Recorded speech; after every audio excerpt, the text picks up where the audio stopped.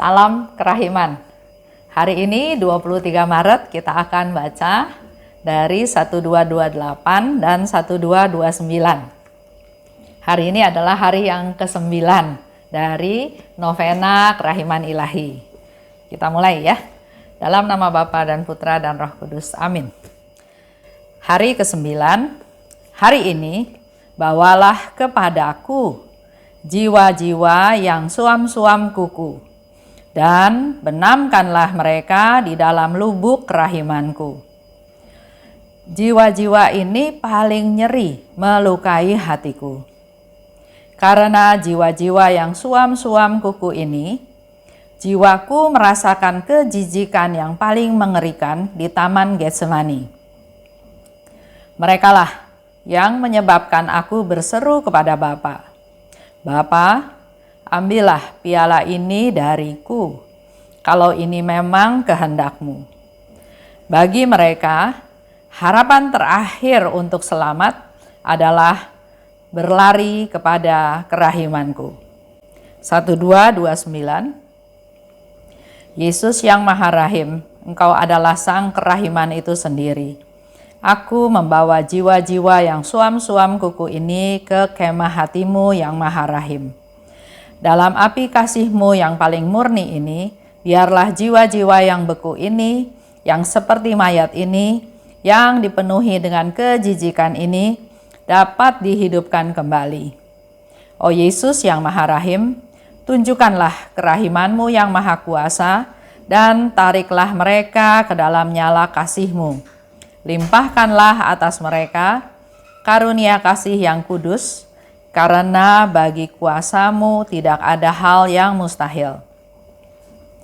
Api dan es tak dapat berpadu, entah api yang mati, entah es yang leleh.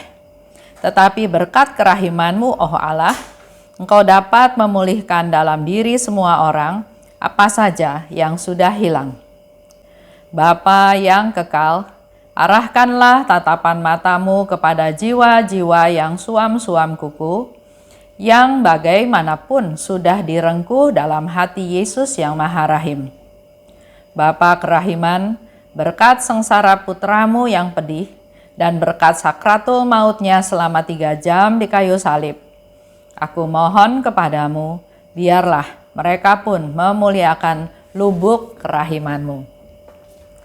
Ini novena kerahiman ilahi hari ke-9, hari terakhir ya. Yesus minta, bawalah kepadaku jiwa yang suam-suam kuku. Apa yang dimaksud dengan suam-suam kuku? Apakah kita termasuk dalam kelompok ini? Dan benamkanlah mereka di dalam lubuk kerahimanku. Bawa dan benamkan mereka. Nah, siapa yang dimaksud dengan jiwa yang suam-suam kuku? Kalau kita baca dari Alkitab, di kitab Wahyu 3 ayat 15-16. Di situ dikatakan antara lain ya, engkau tidak dingin, tidak panas. Aku akan memuntahkan engkau dari mulutku. Orang-orang yang tidak dingin, tidak panas. Apakah kita termasuk di dalam kelompok ini? Tuhan katakan, aku akan memuntahkan engkau dari mulutku. Kenapa? Kenapa Yesus minta kita berdoa buat jiwa yang suam-suam kuku? Karena ternyata jiwa-jiwa ini paling nyeri melukai hatiku. Dari semua jiwa-jiwa yang ada, Yesus katakan hari ini bahwa jiwa-jiwa ini yang paling nyeri melukai hatiku. Karena jiwa yang suam-suam kuku inilah yang menyebabkan Yesus berkata kepada Bapa, kalau bisa piala ini lewat daripadaku. Karena jiwa-jiwa yang suam-suam kuku inilah yang menyebabkan Yesus merasakan, dia katakan jiwaku merasakan kejijikan yang paling mengerikan di Taman Getsemani. Tuhan nggak suka sama orang yang suam-suam kuku. Tadi dikatakan di Wahyu, aku muntahkan, ya. Yang tidak dingin, tidak panas. Contohnya orang-orang yang barangkali nggak punya pendirian, yang nggak menentu. Hari ini bilang iya, besok bilang tidak. Hari ini bilang tidak, besok bilang iya. Yang berubah-berubah, yang ragu-ragu, yang labil, yang nggak punya prinsip. Karena mungkin yang mereka cari adalah hal yang menguntungkan buat dia. Contoh, kalau ada orang melakukan sesuatu korupsi, kita nggak terlibat, kita bilang orang itu harus dihukum karena dia korupsi. Tapi kalau kita terlibat di dalamnya, maka pendirian kita berubah. Bukan suruh dihukum, tapi maklumkanlah dia karena dia butuh. Jadi itu orang yang tidak punya prinsip, yang selama itu menguntungkan dirinya sendiri, maka dia membuat jawaban atau tingkah laku atau tindakan yang berubah-ubah. Orang-orang ini nggak bisa diandalkan karena nggak punya integritas, nggak punya kesungguhan, ya. Orang yang berubah-ubah, sehingga dikatakan tidak dingin, tidak panas. Contoh jiwa yang suam-suam kuku, kalau kita lihat dari diary-nya Suster Faustina. Orang yang tidak percaya kepada hati Yesus. Terutama jiwa-jiwa yang sudah dipilih Tuhan. Jiwa-jiwa terpilih tapi dia nggak percaya sama hati Yesus. Jiwa-jiwa ini akan celaka. Itu ada di nomor 50. Yang suam-suam kuku juga orang yang acuh tak acuh terhadap Tuhan. Itu ada di 284. Kadang pelayanan, kadang enggak. Kadang melayani dengan baik, kadang ngambek, kadang marah. Jadi labil. Juga orang yang tidak tahu terima kasih. Tuhan juga beberapa kali dalam diary mengatakan bahwa hatinya dia sakit. Karena ada banyak jiwa, terutama jiwa yang terpilih yang tidak tahu terima kasih. Itu ada di 698. Ada juga jiwa yang dingin, yang kaku, yang beku seperti batu, yang masa bodoh dengan keadaan sekitar, dengan orang-orang di sekitar yang susah, yang perlu dibantu. Dia kayak batu, dingin, cuek, masa bodoh. Nggak pernah melihat sekeliling, nggak pernah melihat keadaan sekitar, tapi yang jadi fokus adalah dirinya sendiri. Itu ada di 1284. Di 1385, yang meninggalkan Yesus dan sibuk dengan hal-hal lain. Kita tidak mengutamakan Tuhan, kita sibuk dengan yang lain dan melupakan Yesus. Ada seorang bapak, ya, waktu itu saya ajak dia ke gereja karena memang dia sudah Katolik. Dia bilang, nanti aja Bu, nanti kalau udah tua. Sekarang tugas saya cari uang dulu, katanya gitu, ya. Nah, ini mungkin lihat sekelebat betul, tapi selain jasmani kita, rohani kita juga harus dikasih makan. Atau ada di 287, jiwa yang mengabdi Tuhan tapi kurang percaya. Kurang percaya pada Tuhan. Orang-orang ini yang kalau ada di tengah pertempuran biasanya mundur, biasanya kalah, nggak menang karena dia percaya Tuhan tapi kurang percaya, kurang mengandalkan Tuhan, kurang berharap pada Tuhan, kurang mohon kekuatan dari Tuhan. Itu beberapa contoh, ya, dari diary Suster Faustina. Nah, pertanyaannya sekarang adalah apakah kita, saya, Bapak, Ibu, termasuk dalam kelompok ini? Refleksi ke diri masing-masing. Kalau termasuk dalam kelompok ini, hari ini kesempatan untuk berubah. Untuk menjadi orang yang punya pendirian. Jangan dingin, jangan panas, ragu-ragu, ya. Nanti dimuntahin dari mulutnya Tuhan. Tapi mari, konsekuen, setia, taat, ikut Tuhan. Jangan jadi orang yang pelin-pelan. Di diary nomor 379 di situ dikatakan, jiwa yang meminta pertolongan pada kerahimanku dan yang memuliakan serta memaklumkan kerahimanku yang besar, pada saat kematiannya mereka akan kuperlakukan sesuai dengan kerahimanku yang tak terbatas. Itu janjinya Tuhan. Jadi mari kita-kita yang lemah, yang papa, yang berdosa, yang suam-suam kuku, kita minta pertolongan pada kerahiman Tuhan. Kita memuliakan kerahimannya, kita memaklumkan kerahimannya, supaya nanti suatu hari kalau kita harus mati, maka Yesus janjikan, ku perlakukan sesuai dengan kerahimanku yang tidak terbatas. Nah, sekarang dalam masa Prapaskah ya, mari kita relakan hati kita yang keras ini, kita persembahkan kepada Tuhan. Kemarahan, sakit hati, dendam, banyak hal-hal yang negatif serahkan pada Tuhan. Mari kita manfaatkan masa Prapaskah ini masuk ke dalam pertobatan. Seperti yang Suster Faustina katakan ya, di 1339. Di situ dia bilang, Engkau Allah telah memalingkan tatapan kudus-Mu dari para malaikat yang memberontak dan mengarahkannya pada manusia yang bertobat. Jadi pandangan mata Tuhan yang tadinya mengarah, menatap malaikat-malaikat yang memberontak, sekarang pandangan matanya diarahkan pada manusia yang bertobat. Pada kita-kita semua yang datang pada Tuhan untuk bertobat, mengakui kelemahan kita, mengakui kesalahan kita. Inilah momen yang paling bagus ya, dalam masa Prapaskah, masa penuh rahmat. Itu sedikit cerita tentang orang yang suam-suam kuku. Kita lanjut dalam doa ya.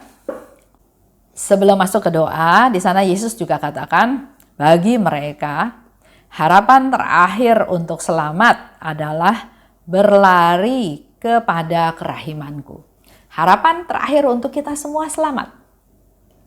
Mari kita berlari kepada kerahimannya Tuhan. Seperti yang tadi sudah dikatakan di 379. Jiwa-jiwa yang minta pertolongan Tuhan ya, dan memuliakan serta memaklumkannya, Tuhan akan bela kita pada saat kematian kita. Itu yang paling penting. Hidup ini sementara.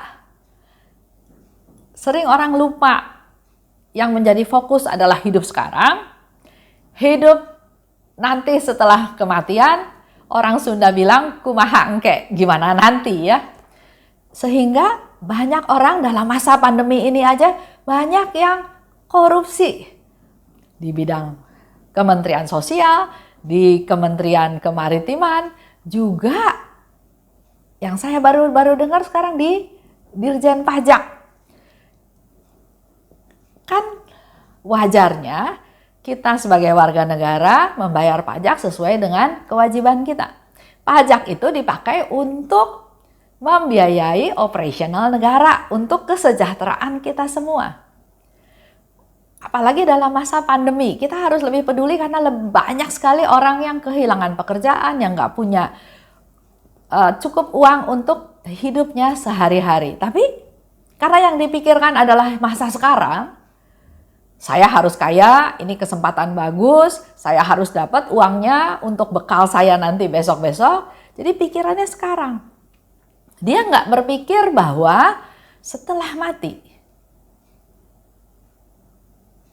kehidupan nanti yang akan datang itu bagaimana? Karena semua itu harus dia pertanggungjawabkan. Lanjut ya.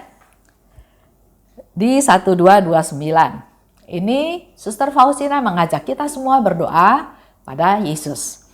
Yesus yang Maha Rahim, Engkau adalah Sang Kerahiman itu sendiri.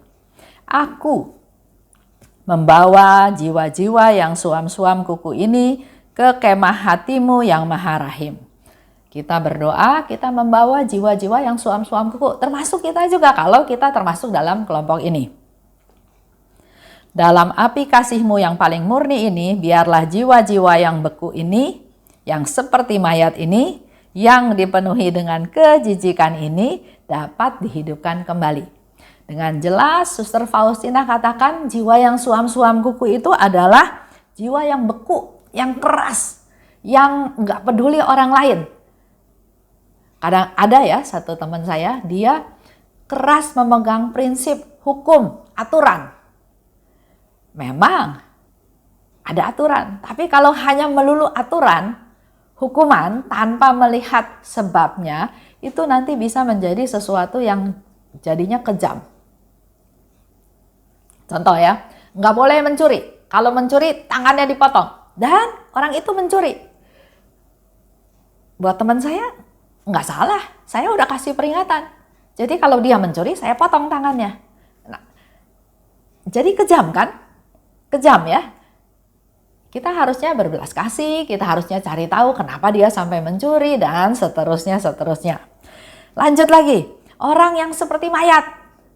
Orang yang seperti mayat, orang yang nggak punya pikiran, nggak punya perasaan, nggak peduli sama sekitar. Juga yang dipenuhi dengan kejijikan, banyak berbuat dosa. Janji nggak ditepati, ya itu karena pelin-pelan itu ya. Selama itu menguntungkan, saya bilang oke. Selama nggak menguntungkan, saya bilang nggak oke. Nah, hal-hal ini kan merugikan orang lain. Tapi Suster Faustina dengan kerendahan hatinya, dengan kepeduliannya, dengan kasihnya minta pada Yesus, Yesus mohon jiwa-jiwa yang suam-suam kuku ini dihidupkan kembali. Enggak jadi seperti mayat. Enggak kaku, enggak keras, dihidupkan kembali. Tunjukkanlah kerahiman-Mu yang maha kuasa dan tariklah mereka ke dalam nyala kasih-Mu. Biar Tuhan Yesus yang memeluk dia, yang menghangatkan dia, yang menghidupkan dia kembali. Limpahkanlah atas mereka karunia kasih yang kudus, karena kuasa-Mu tidak ada yang mustahil. Memang api dan es katanya nggak bisa bersatu ya, bisa api yang mati atau es yang mencair. Tapi berkat kerahiman-Mu dapat memulihkan dalam diri semua orang apa yang sudah hilang. Kasih yang hilang, perasaan, kepedulian ini bisa dihidupkan kembali. Itu yang menjadi doanya Suster Faustina. Dan doa kita semua bersama-sama diajak oleh Suster Faustina berdoa kepada Bapa. Bapa yang kekal, arahkanlah tatapan mata-Mu kepada jiwa yang suam-suam kuku ini, yang bertobat ini. Yang bagaimanapun jiwa-jiwa itu sudah direngkuh dalam hatinya Yesus. Berkat sengsara Yesus dan berkat sakratul mautnya, aku mohon kepadamu, biarlah mereka pun memuliakan lubuk kerahiman-Mu. Jadi dalam hal ini kita tidak boleh menghakimi orang-orang tersebut. Tapi justru kita bawa dia kepada Tuhan untuk dihangatkan kembali, dihidupkan kembali, disembuhkan kembali.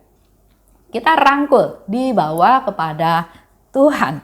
Demi apa yang dipanjatkan oleh Suster Faustina kepada Bapa? Demi sengsaranya Yesus yang pedih, demi sakratul mautnya Yesus selama 3 jam di atas salib.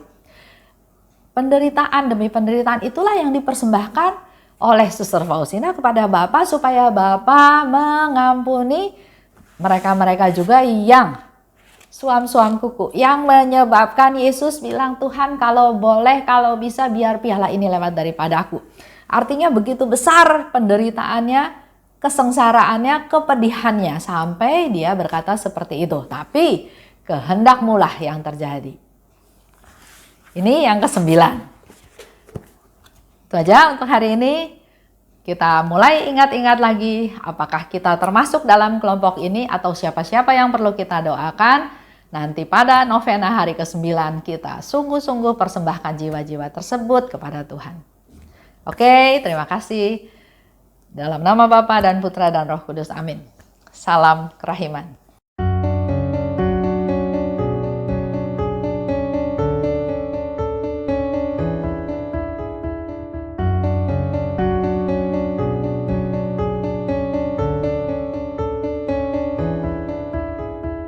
Mengapa Engkau membiarkan banyak dosa dan kejahatan? Mengapa Engkau tidak menghukumnya? Ternyata Engkau masih memberi kesempatan. Dia memperpanjang masa kerahiman.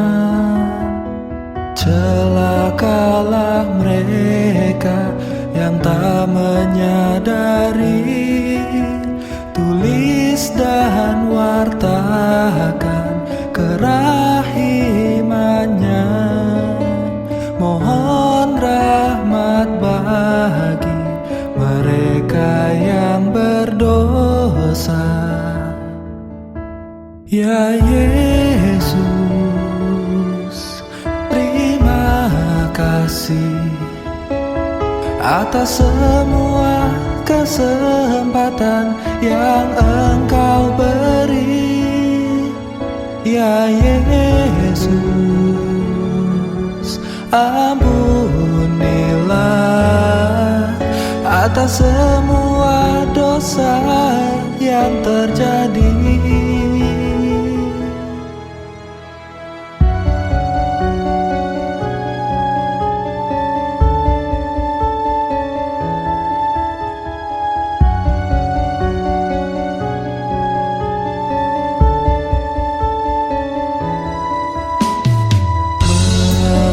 Mengapa Engkau membiarkan banyak dosa dan kejahatan? Mengapa Engkau tidak menghukumnya? Ternyata Engkau masih memberi kesempatan. Dia memperpanjang masa kerahiman. Celakalah mereka yang tak menyadari. Tulis dan wartakan kerahimannya. Mohon rahmat bagi mereka yang berdosa. Ya Yesus, terima kasih atas semua kesempatan yang Engkau beri. Ya Yesus, ampunilah atas semua dosa yang terjadi. Ya Yesus, terima kasih atas semua kesempatan yang Engkau beri. Ya Yesus, ampunilah atas semua dosa yang terjadi.